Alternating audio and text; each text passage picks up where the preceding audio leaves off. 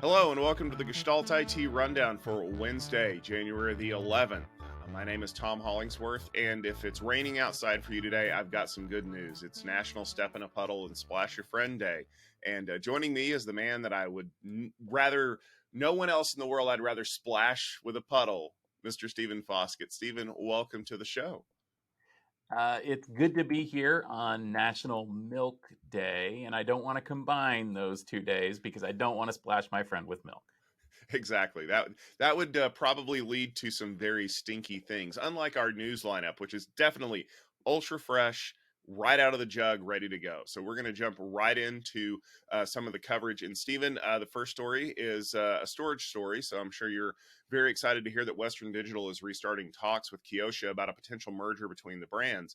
You may recall that there were talks back in 2021 that ended up really going nowhere.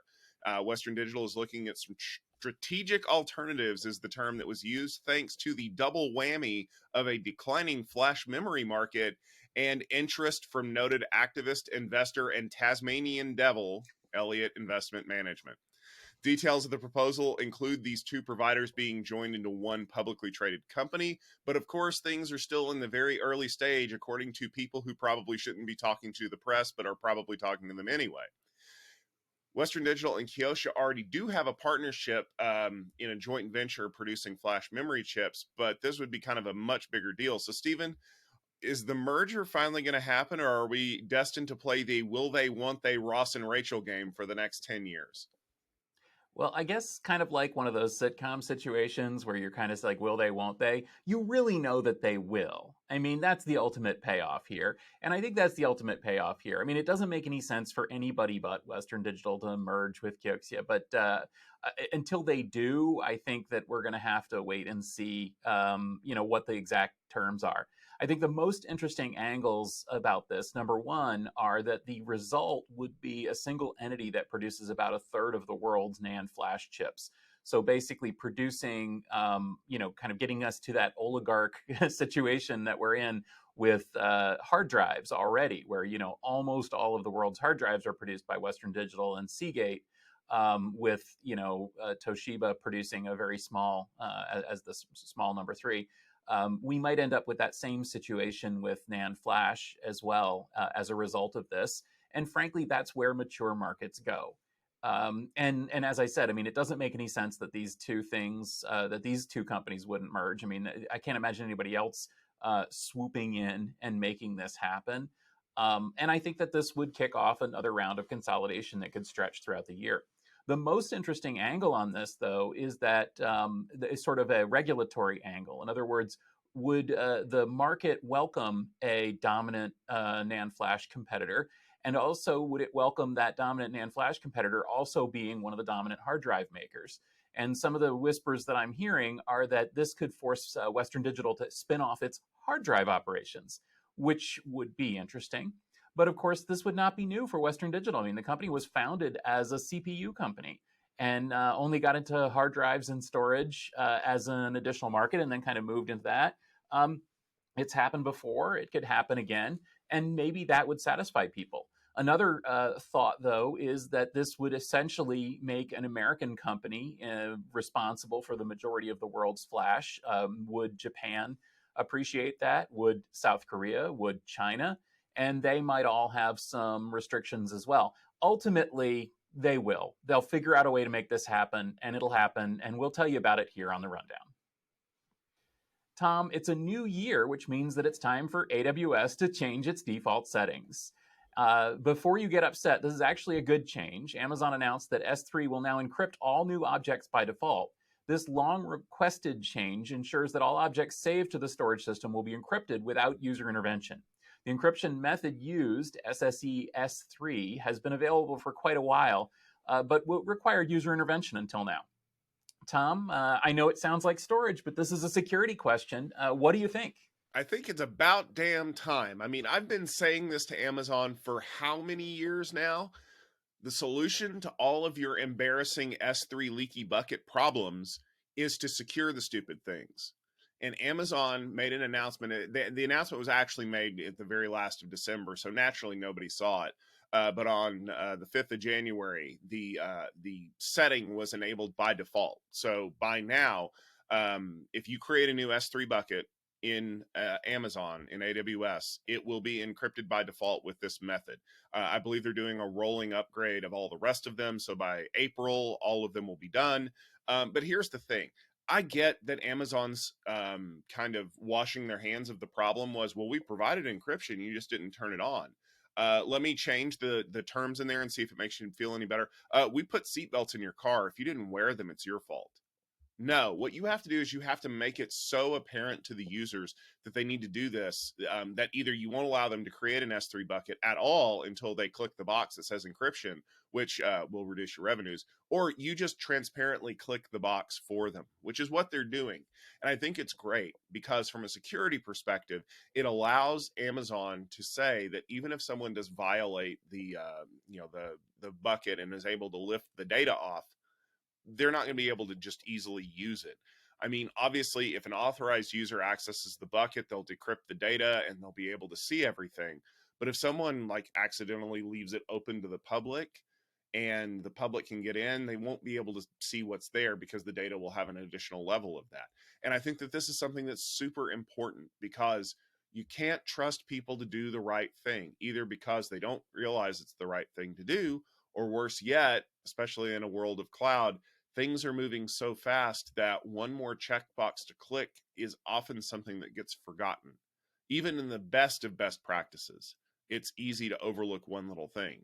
The problem is that if you overlook, I don't know, like the subnet mask on your IP system, it's going to throw an error back and say, oh, well, that's not going to work, and you're going to go back and fix it.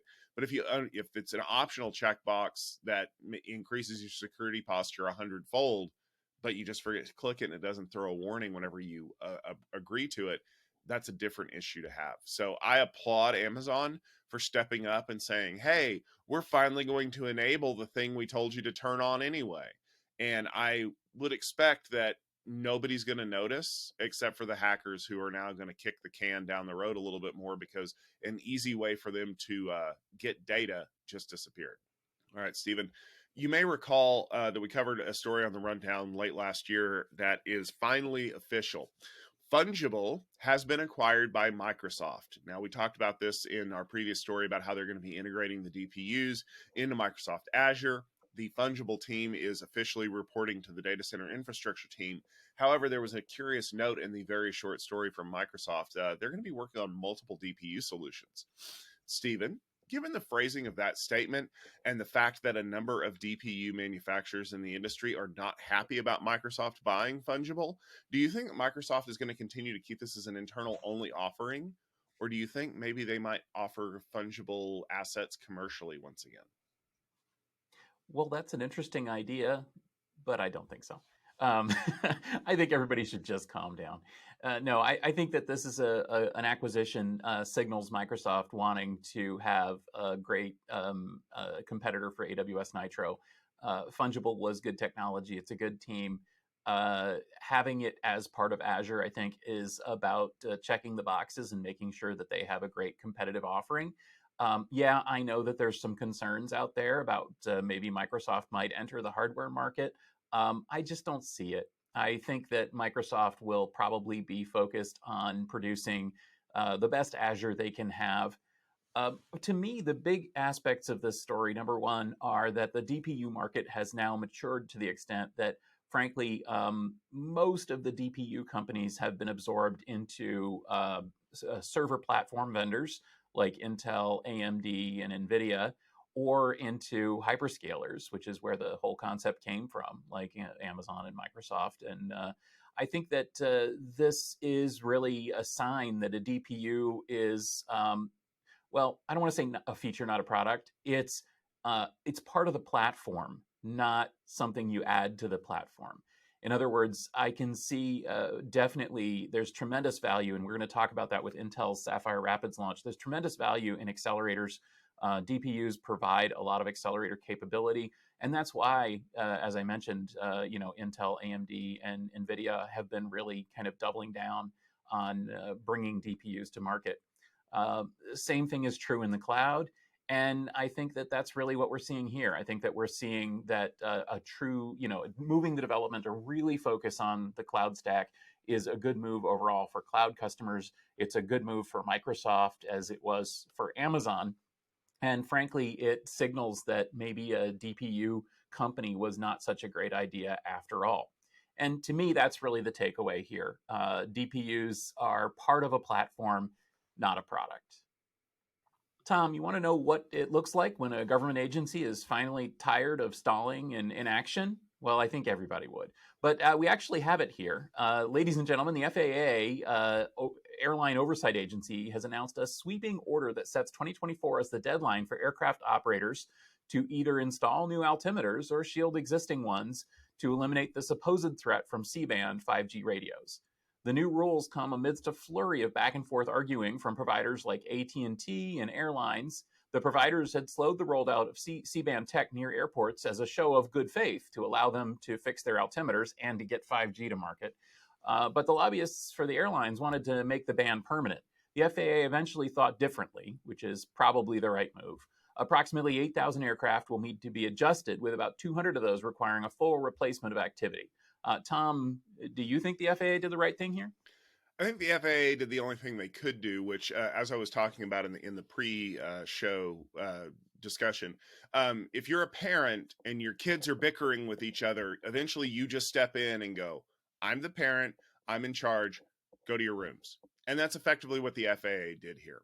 They looked at all of the data, and by the way, if you read the linked stories that you'll see out there from other places, most everybody else in the world thinks that we're insane, because they're like, your job is to tell them to shut up and do what they're supposed to do. Why are you analyzing all of this stuff? So the FAA did what the FAA does. They're going to take their time. They're going to go through things. And then they came down with their ruling, which was, why are you not fixing things? They told the airlines that they were going to need to fix or filter the signals out from these altimeters. And what did the airlines do with all of the time that they were bought by forcing AT&T and Verizon to slow down the C-band rollout? Oh, yeah. They said, well, we don't want to fix things and you need to make it permanent because I don't want to have to do anything. And the FAA finally said, enough. And the funny thing is, now the airline lobbying and industry agency, the board they put together to make them look really good, their statement on it was, okay, well, I guess we'll do that. But, there's a supply chain problem and it's going to be so hard for us to find stuff to put in the planes in a year. And you should have given us more time. And, oh my God, just go to your room and clean it. Like, that's how this feels to me. Granted, I will say that the real solution to this is just don't put the 5G towers anywhere in the flight path of an airplane that could be using ILS or anything like that. Okay, that's a given. And we'll probably end up having to get there to some point, especially in areas like that. But the amount of feet dragging and stalling and whining and complaining coming from the airline industry, and the fact that they managed to get a whole bunch of airlines put on the exemption list anyway, like, the 747-8, which granted it really isn't even flying very much, except for the fact that it's a cargo airplane. Like, come on. 200 of these things need to be replaced out of something like the 8,000 that you're going to have to make some modifications to. That's it. Quit it. Otherwise, I'm going to ground you and take away your toys and make you sit here and think about what you've done. All right, now it's time to talk about the big story of the week, and possibly even one of the biggest stories of the last few months. And I feel like that there should be like trumpet music right now or something, because if you were curious as to when Intel would actually launch their 4th generation Xeon processors, consider your curiosity satisfied, because the answer is yesterday. Intel's long-rumored Sapphire Rapids architecture is now official as of January the 10th. Biggest takeaways from the official coverage that we're seeing on all the great posts that were released yesterday are the inclusion of accelerators on the CPU die to help increase performance for specific workloads like SSL encryption, 5G, and networking that's built on Intel's DPDK. These features do curiously come with something called Intel On Demand, which is a service that allows you to purchase CPUs now for a reduced cost and then unlock those accelerators at a future date for an additional fee. There's even discussion for 2 of Steven's favorite topics, that would be Optane and CXL. But Stephen, you have been on top of this release as we've been seeing it rolling forward to its inevitable conclusion. Tell us what stands out in this announcement for you. Well, I think the takeaway here is that Sapphire Rapids gives Intel a really competitive server platform to AMD. I think that I can say that again. Yes, I know that AMD's Genoa is impressive. I know that there's some big numbers in there, but for the reality of the market, for the real world, for the way that people are using and buying and deploying these servers, Sapphire Rapids 100% is competitive with AMD Genoa. There's no reason that a company has to switch to AMD or in order to avoid, egg on their face, which was kind of the case previously until this announcement. So that being said, let me explain my conclusion here. So first off, we do have to say that AMD still leads in terms of some of the big sort of number benchmarky kind of things: core count, gigahertz, amount of system memory, number of memory channels, number of PCIe lanes, things like that. All of those things on a per socket basis, AMD is still in the lead on. AMD is easily competitive on many of the things that has been a sort of a challenge for Intel. In other words, things like total system throughput, IPC, which is the performance of each core, CXL, as you mentioned, the deployment of CXL and PCIe 5 and DDR5 memory. There's AMD's right there. AMD has also moved into some of Intel's markets with some special purpose CPUs in the Genoa launch, and many people expect them to launch even more special purpose CPUs on this same platform soon. That being said, Intel just ran a lap around AMD in terms of SKUs and delivering basically a CPU for everyone. And I think that that's the real message here of Sapphire Rapids, is that this is a CPU platform that scales basically everywhere, even down to the workstation, which earned about 2 seconds of mention during the announcement.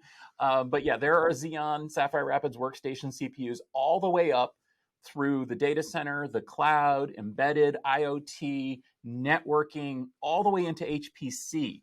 That is the story here. The story is that Intel is delivering a next generation server platform for literally everywhere servers are going to be deployed. Now let's talk about some specifics. So first off, Sapphire Rapids basically ups what you expect to be upped. It uses a new core. It has a bunch of new accelerators, some of which are really, really impressive, doing things like network offloads, encryption, video processing, machine learning processing, all these things. The deep learning boost is up to 96% quicker. The quick assist technology uses 84% less cores. A lot of these things are really, really impressive. The problem with accelerators on die, though, is that they're expensive, because basically you have to spend all this money developing them, deploying them. You actually have to create them and physically on the die and then ship them. And that makes the chips more expensive, because you're buying a chip that has CPUs and caches and IO, yeah, but it also has these accelerator blocks.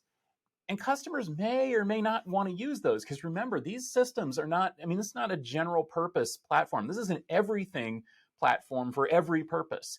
And if you're deploying, vRAN in a 5G tower, you have very different requirements than if you're building an HPC cluster to do machine learning processing, or a storage server or a network device or something. And all of those need their own special complement of accelerators. So instead of making 500 SKUs, what Intel has done is made a pretty flexible platform. It's flexible first in terms of what you're actually buying. There's essentially 3 kind of physical form factors here. There's a monolithic chip that is basically everything on one piece of silicon, just like it's always been done for the history of computing. There's and that kind of is the leader in terms of price, in terms of power efficiency, in terms of kind of what you're going to get. You're going to buy just a single CPU, a single chip. It doesn't have too many cores, but it's got everything you need sort of on one. Then there's a tile-based chip, which is sort of how Intel gets up to 60 cores on a single processor. It also includes a lot more functionality. It's a lot more stuff, kind of what Apple's doing with the M1 Pro and Max and all that kind of stuff. And this also uses Intel's EMIB technology to kind of, put multiple tiles on the same thing, just like their Ponte Vecchio and the Falcon Shores and all these other things that they've done recently. So this kind of points the new direction that Intel's going to take with this tile-based architecture, and that gives you a lot more stuff, basically. And then finally, there's the XBM, which is the tile-based, but also includes high bandwidth memory on chip, which again is kind of what Apple's doing, but not with HBM. And essentially, what that is that's the ultra high performance core for HPC applications, and I think that may be a dark horse for enterprise and cloud applications too. If you got something that's really memory constrained and you want it to just rock with memory, well, the new Xeon Max is pretty amazing in terms of memory because it's got all this high bandwidth memory right there on the core. Anyway, so you've got these three physical form factors. Each of those includes all sorts of accelerators on the chip. And when we talk about accelerators, there are a ton of them. But probably the big kind of headline stories are Quick Assist, which Intel has had for a while, but they've improved it now, which allows you to kind of offload a bunch of things like compression and crypto and stuff like that. There's the data streaming accelerator, which is all about moving data around for high performance and data analytics applications. There's the dynamic load balancer, DLB, which is all about moving data around for things like packets and networking. And then there's the IAA, in-memory analytics accelerator, which again is back for big data and analytics and databases and so on. It can get a little confusing because seriously, there's probably 20 different accelerators here.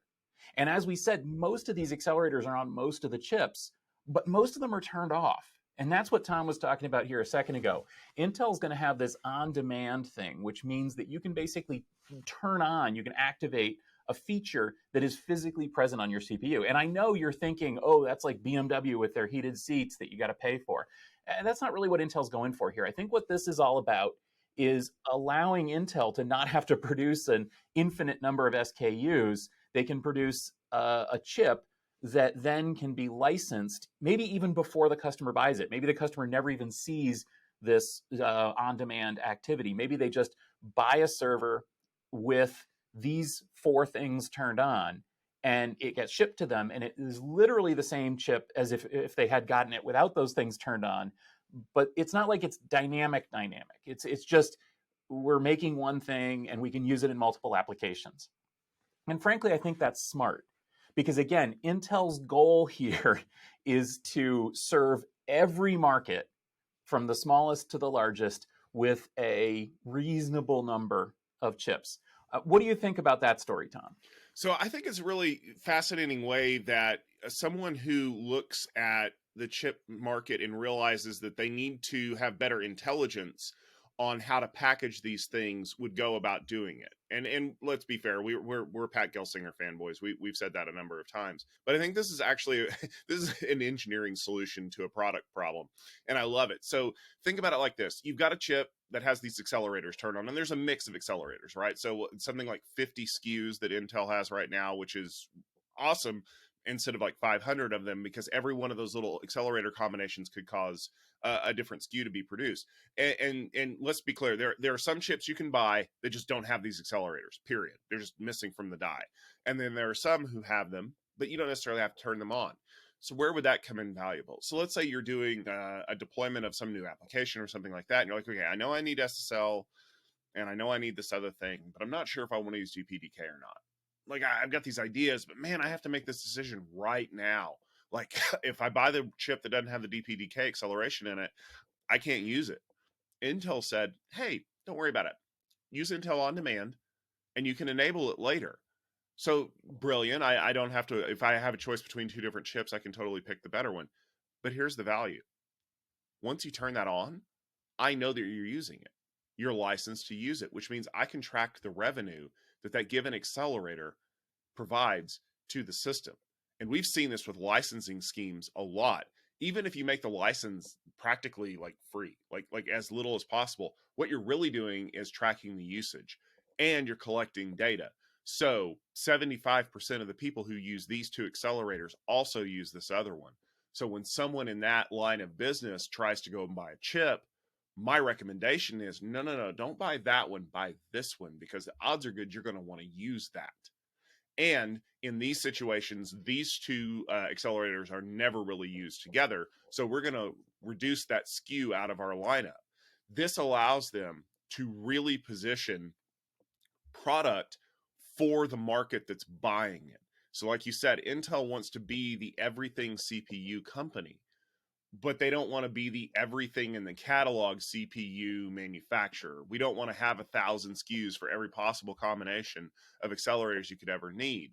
But boy, once we have the right analytics, we just happen to have everything you could possibly want because those are the things that you're buying. Plus, it allows them to know where to allocate resources inside of Intel. Man, everybody's using the SSL encryption. We need to make sure that that team has enough people to produce things. Now, the only thing I will say, and I've got to say this because I'm the security guy, having this many accelerators inside of a system, especially if they're just laying fallow and not being actively used because you didn't buy the on-demand license, doesn't mean that they're not a security attack surface. In fact, I would say that if Intel suddenly gets a report that the 5G accelerator on that chip is being used and you didn't license it, that should throw a huge security alert because it means somebody found a backdoor into the system, and yeah, you need to get that patch. So ultimately, I think this is going to be a good thing for Intel, and it kind of leads to that whole software-defined future. I mean, we've talked about it for a lot of, we built the technology, we put the technology in there. You're not necessarily using the technology right now, but boy, all you got to do is buy this extra $9.95 a month license, and suddenly you can get all this cool technology. Yeah, and I think it's important to point out, too, that it looks from the pricing, at least the list pricing. Now, remember, nobody pays list pricing for servers. From the list pricing, it looks like Intel really isn't even charging for these accelerators when you're not using them, when they're turned off. They really only do charge when you turn on the on-demand license, which is pretty cool. They're basically, putting the silicon out there and then charging only the people that want them to some extent. It's price competitive with AMD. Let's dive into a couple more interesting areas. Now, you did mention, of course, Optane. This release includes the Persistent Memory 300 series, codename ProPass, which we've basically known about forever. We've been expecting this for a long time. We got it teased at our field day events in 2022. We've been reading about it. There was a leak earlier, I think last week, of what it is. Essentially, ProPass is DDR5 Optane, and that's great. It allows you to accelerate performance. It's a lot faster than the previous Optane ever was, and it works fine. One note that I do have to make is that if you do use Optane persistent memory, it does slow down system memory somewhat. You can't use the fastest DDR5, but you can't use the fastest DDR5 on every Sapphire Rapids SKU anyway. So it's not like it's going to slow down to like DDR3 speed or something like that. The other thing that I'll point out, CXL, yes, as the host of Utilizing CXL podcast, a weekly podcast here on Gestalt IT, I have to point out that Intel does indeed support CXL, and we kind of knew that because we've been actually seeing Sapphire Rapids development systems with CXL running for like a year. So this was the worst kept secret in the industry. However, there's a big head scratcher here, because all those systems, all those development systems, as we've been talking about all season long on Utilizing CXL, they're memory expansion. Well, guess what? Sapphire Rapids doesn't officially support memory expansion on CXL. And if you're like, wait, what? Yeah, that's true. Memory buffers is a so-called CXL Type 3. That's not officially supported in the release version of Sapphire Rapids. In fact, the Type 1 and Type 2 are honestly not all that compelling. Most people are really looking at Type 3 as sort of the initial CXL rollout. AMD does support it in Genoa. Intel doesn't. With that being said, I wouldn't worry too much. They're going to support it, obviously, because we know it works. Because like I said, we've been seeing it for a year. It's the development platform for all these things. I think that Intel is just being really cautious about rolling this new thing out and making sure that it's qualified before they say that it's qualified, which, I'll give them some props for. Let me just say, again, as somebody who focuses a lot on CXL, it's going to be supported. Hold your horses. It's fine. Similarly, Intel, kind of conversely, supports 2 DPC memory, whereas AMD doesn't yet. But there again, hold your horses. Don't count on that. I think AMD is going to support that too. It's just a thing. Another thing you might hear people talking about is the fact that AMD's got Intel beat, and I actually mentioned it earlier, in terms of the number of PCIe channels and memory channels and cores. But there's a big asterisk there, and that's that Intel actually has AMD beat in terms of all those things. And you might be saying, wait, what? Because Intel supports 4 and 8 socket configurations with Sapphire Rapids. Now, here's a little weird thing. So Intel had 4 and 8 in the Ice Lake generation, but it wasn't really Ice Lake. Cooper Lake was basically Sky Lake, which was the previous generation, kind of revved halfway to Ice Lake in order to support 4 and 8 for hyperscalers, because they're kind of the only people using like an 8-socket configuration. Well, Sapphire Rapids finally gets rid of that weird situation where you had kind of, generation 2.5 and generation 3, and now it's just all Gen 4, and Sapphire Rapids does all that. And Sapphire Rapids has enough cores, and the cores are good enough that in many cases, you may not even need to have a 4-socket or even a 2-socket configuration. In fact, I think that Intel is going to sell a ton of single-socket Xeons in the 4th generation because they're just really, really good. They're also, incidentally, lower power than the AMD systems. And as Serve the Home shows, the whole system ends up being lower powered, even though it delivers the performance of like a dual socket and a single socket, which is just great overall. So I think that's going to be a really compelling use case. I think, some people are going to step up to a dual socket, but a lot of those are going to be systems that maybe would have been a 4-socket earlier, or maybe would have been an expensive dual socket solution. Now there may be a cheaper dual socket. Similarly, the ones who need the absolute most cores, they can do an 8-core Sapphire Rapids system, and that includes all the PCI times 8, all the memory times 8, all the CXL times 8. And again, another weird thing about CXL is that AMD only supports CXL on a subset of the PCIe lanes, but Intel supports it on all the lanes.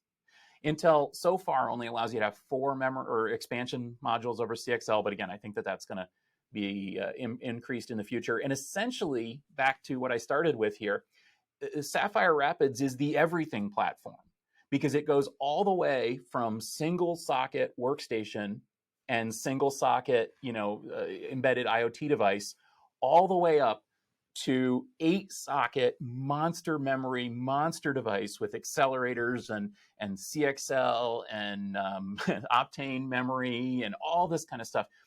Everything is supported and will be supported soon. So again, that's, I think, kind of the angle and the way to look at this. Yeah, AMD still has them beat in terms of the number of cores per socket and some of this other stuff, but Intel has put together a platform that is essentially competitive everywhere AMD plays and beyond.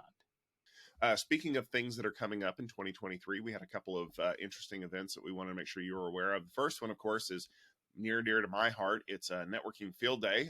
We're going to be having Networking Field Day, the 30th edition, next week, January 18th through the 20th. You can tune into techfieldday.com to learn a little bit more about who's presenting and who will be there. And then the week after that, Stephen will be out in Silicon Valley for Cloud Field Day 16.